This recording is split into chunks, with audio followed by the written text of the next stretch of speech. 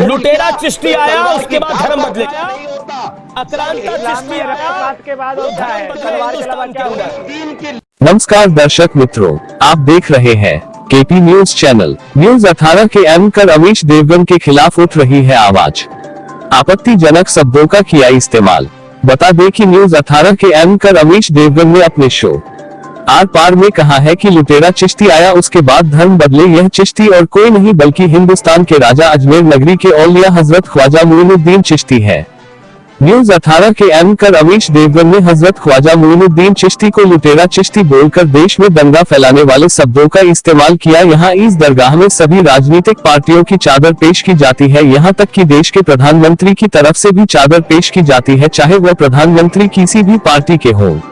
इस समय देश के कोने कोने से न्यूज 18 के एंकर अमीश देवगन गिरफ्तारी को लेकर FIR दर्ज करवाई गई है। हजरत ख्वाजा मोइनुद्दीन चिश्ती ख्वाजा गरीब नवाज को चिती लुटेरा कहने वाले गुस्ताख अमीश देवगन को उसके अंजाम तक पहुंचाना जरूरी है।